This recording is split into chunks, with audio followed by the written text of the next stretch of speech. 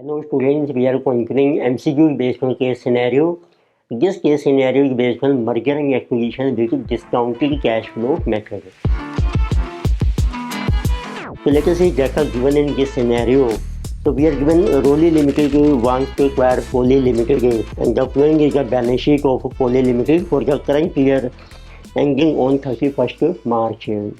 तो balance sheet में आपको एसेट्स और लाइबिलिटीज़ मेंशन की हैं। Equity share capital, retaining earning, debenture and creditors हैं। एसेट्स में cash, debtor, inventory and plant and machinery है। Share holders of poli limited will get 1 share of Roli limited at current market price ₹25 for every 2 shares. This is called price payable by acquiring company to target company. तो अब आपने 1 share issue करना है for every 2 shares.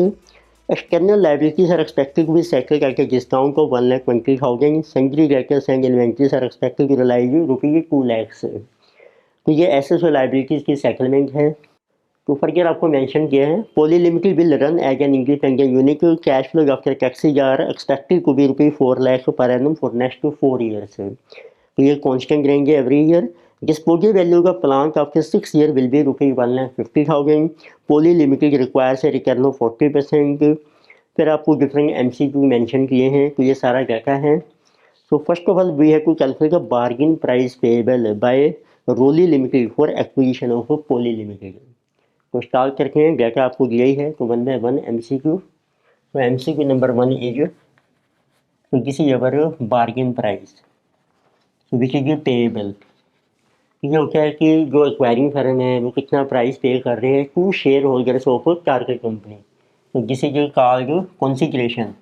It is also called as consideration और we can say amount which is payable by acquiring company to target company.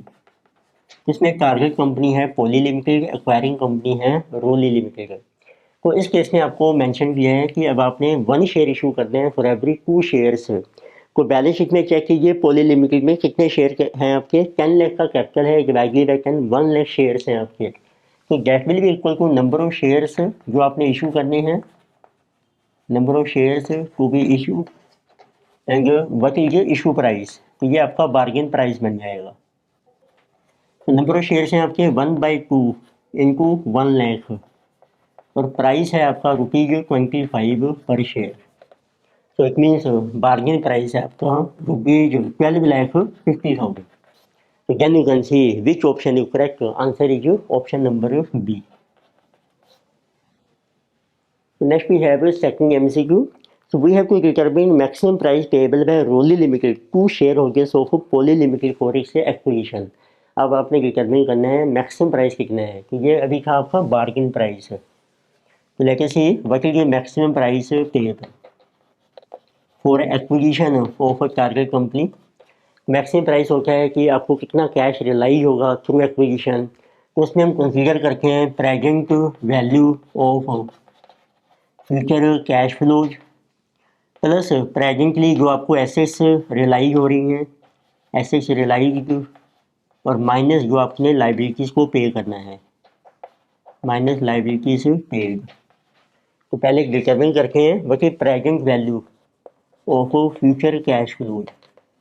ये जो आपको mention किए हैं कैश फ्लोज होंगे आपके फ्यूचर ईयर में 1 to 6 ईयर कॉन्स्टेंट हैं। फिर आपको मिलेगी disposal value plant in 6 year only. Cash flow हैं आपके 4 lakh per annum from 1 to 6 year. मतलब cash flow this is 4 lakh. तो अब देखिए कैश फ्लो आपको दिए हैं फ्रॉम 1 to 6 ईयर 4 लाख हैं और 6th ईयर में आपको मिल रही है disposal value plant which is 1,50,000। अब इसकी प्रेजेंट वैल्यू कैलकुलेट करते हैं। So let us take PV factor at the rate of 14% आपको दिया है discount rate. So this you can take for a 6 year. So this is 1 divided by 1.14 for 6 year. This is 0.456 and total for first 6 year is 3.89. So it means total present value of cash flow is coming.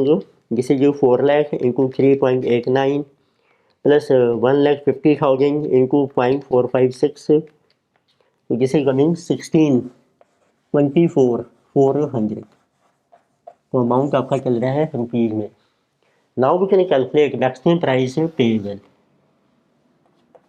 तो present value future cash flow 1624,400। तो plus आप देखिए आपको asset से कितना amount rely हो रहा है, तो हमें मेंशन किए हैं डेटर्स और इन्वेंट्री से रिलाई हो रहा है ₹2 लाख और कैश का बैलेंस है 20। तो उसमें टोटल अमाउंट हमें रिलाई होगा एसेट से 220। तो अब देखिए लाइबिलिटी को कितना पे करना है, तो आपको बैलेंस शीट में दिए हैं कि बैंकर्स और क्रेडिटर्स हैं 3 + 320 620 और इनको पेमेंट आपने करनी है कि डिस्काउंट को 120।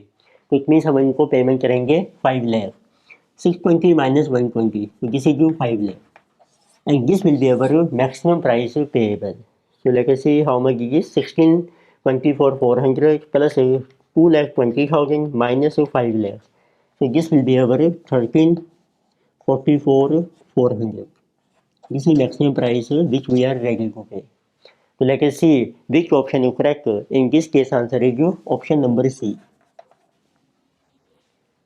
ये जो हम टॉपिक डिस्कस कर रहे हैं merger and acquisition discounted cash flow method, तो डिटेल्ड वीडियोस में हमारे अवेलेबल हैं, तो जिसका जो लिंक है वो हमने डिस्क्रिप्शन बॉक्स में दे रखा है।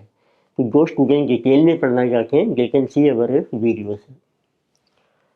So next let us see MCQ number 3.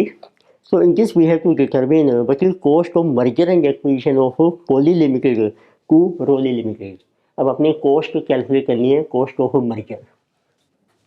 Let us see what is the cost of merger and this is to Rolly Limited for acquisition of Poly Limited. तो कॉस्ट ऑफ मर्जर में हम लिखे हैं कि कितना प्राइस आप पे कर रहे हैं, कितना आपको रिलाई हो रहा है। It includes number 1 bargain price जो आपने शेयर होल्डर्स को पे करना है, प्लस जो आप लाइबिलिटीज़ पे कर रहे हैं, लाइबिलिटीज़ पेड, और माइनस जो आपको अमाउंट रियलाइज हो रहा है एसेट से रियलाइज। तो बार्गेनिंग प्राइस को हमने कैलकुलेट किया था, जो शेयर होल्डर को आपने शेयर इशू किए हैं उसकी वैल्यू है ₹12,50,000 प्लस लाइबिलिटीज़ को हमने पे किया है आफ्टर डिस्काउंट 5 लाख रुपीज़ और एसेट से हमें रिलाई हो रहा है 2,20,000। तो इट मीन्स ये आपकी कॉस्ट ऑफ मर्जर आ जाएगी। अमाउंट है आपका रुपीज़ में, तो 12 + 5 दिस इज 17,50,000 माइनस 220, तो this is ₹15,30,000 is the cost of merger. So let us see which option is correct in this case. Answer is option number A. So next we have fourth MCQ. So we have to determine the amount of net benefit which is also called the net present value of acquisition of Poly Limited to Rolly Limited. अब आपको calculate करनी है what is NPV of merger and acquisition, और NPV होती है for acquiring firm, it means to Roli limited. तो NPV का formula है जो आपने फ्यूचर के बेनिफिट्स कैलकुलेट किए हैं, this is called present value of future cash flows. ये आपका है बेनिफिट ऑफ मर्जर और उसमें से माइनस कर लीजिए आप cost of merger. Cost of merger को भी हमने कैलकुलेट किए हैं थर्ड MCQ में। तो let us see what was the benefit present value of future cash flows. तो ये आपने पहले कैलकुलेट की थी 16,24,400 16,24,400, उसमें से आप माइनस कर लीजिए cost of merger this is 15,30,000, क्योंकि डिफरेंस है वो आपका आ जाएगा net benefit of merger which is also called net present value. तो दिस इज 16,24,400 माइनस 15,30, तो this is coming ₹94,400 and you can see which option is correct. Answer is option number C. So in this lecture we have discussed a case scenario based on merger and acquisition with discounted cash flow method. Further topics we will cover in further lectures. Video आपको अच्छी लगती है subscribe कीजिए, comment कीजिए, share कीजिए। Thank you.